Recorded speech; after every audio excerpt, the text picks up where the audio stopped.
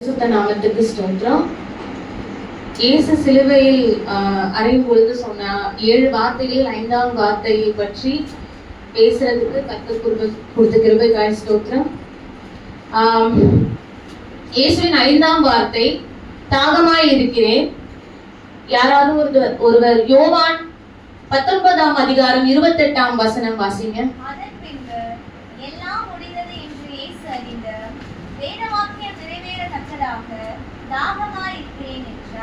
ஆமென். இயேசு இந்த 5ஆம் வார்த்தையை சொல்லும் போது தாகமாய் இருக்கிறேன் அப்படின்ற வார்த்தை எதனால சொன்னார் அப்படிங்கறதுல பைபிள்ல 3 இடங்கள்ல 3 விதமான தாகங்களை பற்றி குறிப்பிடப்பட்டிருக்கு. அதுல ஒண்ணா பார்க்கலாம். முதல்ல தாகம் என்பதற்கு பொருள் என்னன்னா, தர்ஸ்டியா இருக்குது, எனக்கு ஒரு வாஞ்சையா இருக்கு, ஒரு விருப்பமா இருக்கு, இல்ல ஒரு சரீரத்தின் மூலியமா வர தாகம்னா என் சரீரம் இப்ப எனக்கு ஒரு ரெஸ்ட் வேணும், எனக்கு தாகமா இருக்கு அப்படின்னு சொல்ற ஒரு தாகம் இருக்கு. இன்னொன்னு ஒரு தாகத்துக்கு இன்னொன்னு ஒரு அர்த்தம் என்னன்னா, எனக்கு இது செய்ய வாஞ்சையா இருக்கு, இது செய்ய விருப்பமா இருக்கு, இது செய்ய ஆசையா இருக்கு அப்படிங்கிற ஒரு தாகம் மீனிங் இருக்கு. இப்போ தண்ணீர் குடித்தா நமக்கு ஒரு தற்காலிகமா அந்த தாகம் தீரும், ஆனா அது நிரந்தரமா தீருமானா கிடையாது. சோ சரீரத்துல அவருக்கு தாகம் இருந்திருக்குன்னா கண்டிப்பா இருந்திருக்கு. ஆனா இந்த 3 தாகங்கள் என்னன்னு நம்ம ஒன்னொன்னா பார்ப்போம். மார்க் எழுதின சுவிசேஷம் 15ஆம் அதிகாரம் 23ஆம் வசனம் வாசிங்க.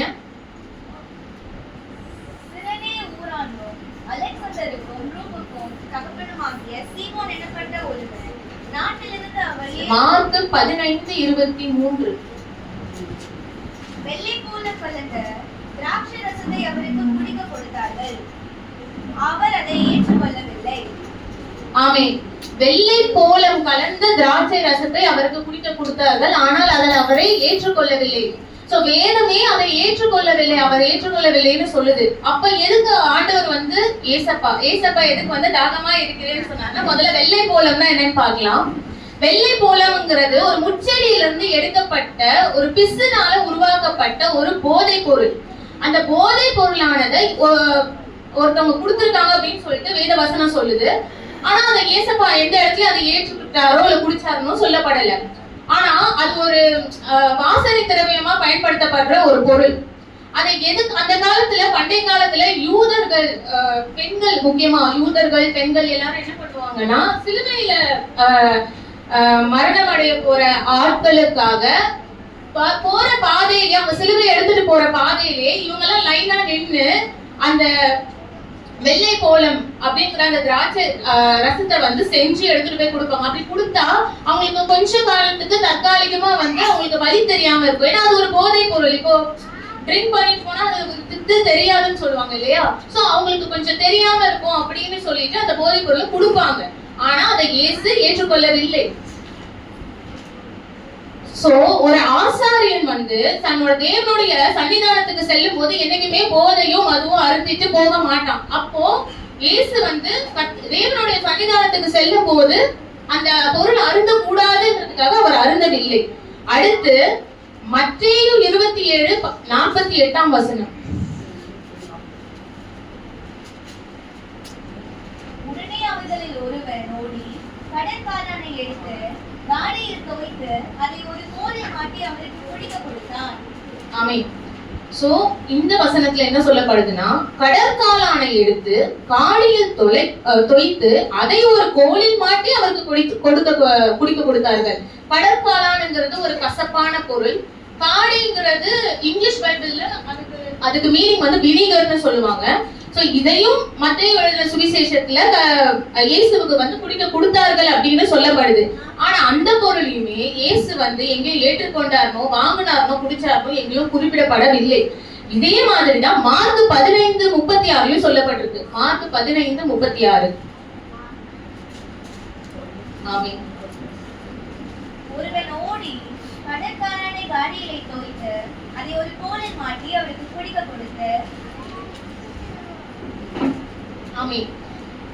சோ இந்த 2வது இடத்திலையும் ஒரு பொருளை குடிக்க கொடுத்திருக்காங்க. ஆனா அதுவும் இயேசு ஏற்றுக்கொண்டதா குறிப்பிடப்படவில்லை. இப்ப நார்மலா ஒரு விஷயம் என்னன்னா, நம்ம ஒரு இடத்துல ஒரு கூலிக்கு வேலை செய்யறோம் அப்படின்னு சொல்லும் போது நம்ம எஜமானர் நம்ம கிட்ட கொடுத்த வேலையெல்லாம் செஞ்சு முடிச்ச உடனே அந்த முதலாளி கிட்ட போய் ஒரு கூலி ஆள் என்ன செய்வானா, அதோட இதுக்கு நான் சம்பளத்தை கொடுங்க அப்படின்னு சொல்லி கேட்பான். சோ அதுக்காக அவன் தாகமா இருப்பான். நான் நீங்க சொன்ன விஷயத்த நான் செஞ்சு முடிச்சிட்டேன், இப்ப நான் தாகமா இருக்கேன், எனக்கு உண்டான விஷயத்த நீங்க தாங்க, எனக்கு தேவையான விஷயத்த நீங்க கொடுக்கணும் அப்படின்னு சொல்லி தாகமா இருப்பான். ஆனா கர்த்தர் ஈசப்பா என்ன விஷயத்துக்கு தாகமா இருந்தார் அப்படின்னு சொல்லிட்டு 2 இடத்துல குறிப்பிடப்பட்டிருக்கு. 2 இடத்துல கொடுத்திருக்காங்க, ஆனாலும் அவர் வாங்கவில்லை. ஆனால் இங்க யோவான் எழுதின சுவிசேஷத்துல மட்டும் வித்தியாசமா எழுதியிருக்கு. அது என்னன்னா 19ஆம் அதிகாரம் 29ஆம் வசனம். தானே நிறைந்த பாத்திரம் அங்கே வைக்கப்பட்டிருந்தது. அவர்கள் கடற்கரை காடியை தோய்த்து ஈசோப்பு தண்டில் மாட்டி அவர் வாயினிடத்தில் நீட்டி கொடுத்தார்கள். ஆமென். இங்க ஈசோப்பு தண்டு என்று குறிப்பிடப்பட்டிருக்க ஒரு பொருள் ஒரு பரிசுத்தமான ஒரு மூலிகை செடியினால உருவாக்கப்பட்ட ஒரு பொருள். அது எதுக்காக யூஸ் பண்ணுவாங்க அப்படின்னா, ஒரு விஷயத்தை சுத்திகரிக்கிறதுக்காக பயன்படுத்தப்படுற ஒரு பொருள். வேதத்துல 2 இடத்துல இந்த பொருள் பயன்படுத்தப்பட்டதா குறிப்பிடப்பட்டிருக்கு. ஒண்ணு, தாவீது ராஜா பாவ உணர்வு அடைந்த போது ஈசோப்பினால் என்னை சுத்திகரியும், அப்பொழுது நான் சுத்தமாவேன் அப்படின்னு சொல்லியிருக்காரு. மோசே நியாய பிரமாணத்தின்படி ஆட்டுக்குட்டியின் ரத்தத்தில் ஈசோப்பை தோய்த்து ஜனங்கள் மற்றும் புஸ்தகத்தை சுத்திகரித்தார் அப்படின்னு சொல்லி குறிப்பிடப்பட்டிருக்கு. இப்போ உங்களுக்கே தெரியும், இந்துசத்துல அந்த வேப்பிலையை வச்சு சுத்திகரிப்பாங்க. இப்ப நம்மளே ஜெபம் பண்ண போறோம்னா ஒரு பாஸ்டர் வீட்டுக்குள்ள போய் தண்ணி வச்சு சுத்திகரிப்பாங்க. அந்த மாதிரி அந்த காலத்துல யூதர்களா இருக்கட்டும், நம்ம வேதத்துல குறிப்பிடப்பட்ட மாதிரி ஒரு விஷயத்த சுத்தப்படுத்தணும் அப்படின்னா நமக்கு அந்த இடத்துல 3 விஷயம் தேவை. 1 ஆட்டுக்குட்டி, 2 ஆட்டுக்குட்டியோட ரத்தம், இன்னொன்னு ஈசோப்பு அப்படிங்கிற ஒரு மூலிகை மருந்து. சோ அவருக்கு வந்திருக்கிறது முதல்ல சரீர தாகம் வந்தது, அப்புறம் சுத்திகரிப்புக்கு உண்டான தாகம் வந்தது. அந்த சுத்திகரிப்புக்கு உண்டான தாகத்துல ஆட்டுக்குட்டி வேணும். ஏசுதான் ஆட்டுக்குட்டி. ஆட்டுக்குட்டி ஆகிய ஏசு இருக்காரு. ஆட்டுக்குட்டி ரத்தம் சிந்தணும். ஆல்ரெடி அவர் சிலுவையில ரத்தம் சிந்திட்டு இருக்காரு. இப்போ அவருக்கு கொடுக்கப்பட வேண்டிய விஷயம் ஈசோப்பு காடி அப்படிங்கிற ஒரு விஷயம். சோ அவர் இனி ஆவியினாலும் ஆத்மாவினாலும் சரீரத்தினாலும் இந்த பரிசுத்த மூலிகை செடியின் மூலியமாக சுத்திகரித்து நமக்கு பரிசுத்தம் உண்டாக்கணும் அப்படிங்கிறது தான் இந்த வசனத்துல குறிப்பிடப்பட்டிருக்கு. தீத்து 2:14 படிக்க முடியுமா?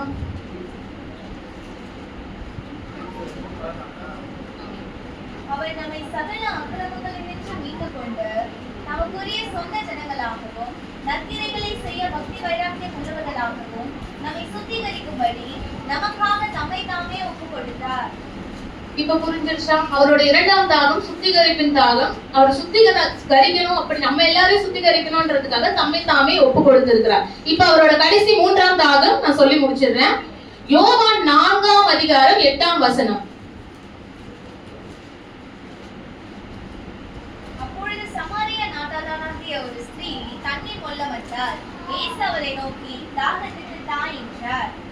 இப்போ இந்த இடத்துல தாகத்துக்கு தான்னு சொல்லி அந்த வழியா தண்ணி மொல்ல வந்த ஒரு சமாரிய பெண் ஒருத்தி இருந்தா, அவகிட்ட போயிட்டு எனக்கு தாகத்துக்கு தா அப்படின்னு சொல்லி அவர் கேட்டிருக்காரு.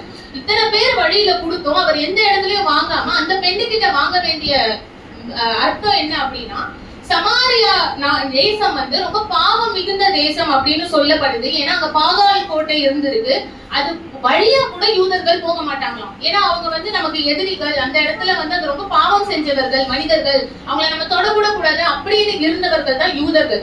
ஆனா அப்படிப்பட்ட ஒரு சமாரிய பெண், கிட்டத்தட்ட வேதத்துல அந்த சமாரிய பெண்ணுக்கு 5 புருஷர்கள் இருந்ததா சொல்லப்படுது. அப்ப அப்படிப்பட்ட பாவம் இருந்த ஒரு பெண் கிட்ட போயிட்டு அவர் என்ன சொல்றாருன்னா, எனக்கு தாகமா இருக்குதா அப்படின்னு சொல்லி கேக்குறாரு. அந்த சமாரிய பெண் கேக்குற, நீ யூதனாச்சே, நீயா எங்கன்னு கேக்குற அப்படின்னு ஆச்சரியமா கேக்குறா. சோ இந்த விஷயம் அவளுக்கு இவகிட்ட ஏசப்பா கேட்டதுக்கு உண்டான மீனிங் என்னன்னா, ஏசு இந்த ஒரு பாடல்ல சங்கீதக்காரன் பாடியிருப்பான், மானானது நீரோடை வாஞ்சித்து கதறுகிறதை போல என் ஆத்மா உண்மையில் தாகமாய் இருக்கிறது என்று சங்கீதக்காரன் பாடுறான். இதுல எதுக்காக அந்த சமாரிய பெண் கிட்ட ஏசப்பா அந்த மாதிரி தாகமா இருக்கிறேன்னு சொல்லியிருக்காருன்னா, இதுக்கப்புறம் நான் போய் பல பேரை ரட்சிக்கணும், இன்னுமே நான் நல்லவே, இவ ஒரு பாவி, இவ ஒரு சமாரிய பெண், இவளையும் நான் ரட்சிக்கணும், இது என் மூலியமா நிறைய பேர் இது அடையணும், விசுவாசிகளா மாறணும் அப்படின்னு சொல்லி அவருக்கு இன்னுமே தாகமா இருக்காரு. அவருக்கு தண்ணி தாகமோ இல்ல சரீரத்தின் தாகமோ, சுத்திகரிப்பின் தாகம் அவருக்கு ஏற்பட்டிருக்கு, சரீரத்தின் தாகம் ஏற்பட்டிருக்கு. கடைசியா அவருக்கு ஏற்பட்ட தாகம் ஆத்மாவின் தாகம். எனக்கு இதுக்கு மேலேயும் சேவை செய்யணும், எனக்கு இதுக்கு மேலே விசுவாசத்தை நான் எடுத்து சொல்லணும், விசுவாசிகளை உருவாக்கணும் அப்படிங்கிறது தான் அவரோட கடைசி தாகமா இருந்திருக்கு. அவர் கடைசியா தாகமா இருக்கிறேன்னு சொன்னதுக்கு உண்டான அர்த்தம் இதுதான். அதனால அந்த சமாரிய பெண்ணே நீங்க அந்த வசனத்துல வாசிச்சீங்கன்னா, அதுக்கப்புறமா அவன் அந்த சமாரிய தேசத்துக்கு போய் இயேசு என்கிட்ட தாகமா இருக்கேன்னு சொன்னாரு அப்படின்னு சொல்லி அத்தனை பேருக்கும் அவ சுவிசேஷத்தை எடுத்து சொல்லி அந்த ஸ்திரீயின் நிமித்தம் அநேக சுவிசேஷர்கள் ஆனார்கள் என்று சொல்லப்படுகிறது. பல பேர் பேப்டிசம் அடைஞ்சிருக்காங்க, பல பேர் சுவிசேஷிகள் ஆயிருக்காங்க அந்த பெண்ணால, அந்த ஒரு சமாரிய பெண்ணால.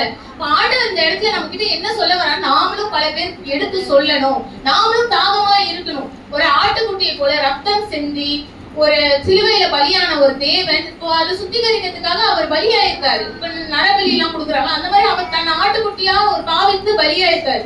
அப்ப அதே போல நம்ம பலரிடத்திலையும் போய் நம்ம இந்த சுவிசேஷத்தை நம்ம பிரசங்கிக்கணும், இது பண்ணணும்னு சொல்லி நம்ம தாகமா இருக்கணும்னு சொல்லிட்டு இயேசு இந்த இடத்துல குறிப்பிடுறாரு. இதுதான் இயேசுவினுடைய 3 தாகங்கள் பைபிள்ல குறிப்பிடப்பட்டிருக்கு. ஆமீன். ஒரே ஒரு பாட்டு பாடி நான் முடிச்சுக்கிறேன். தாகம் தாகம் என்றே எனக்காய் ஏங்கி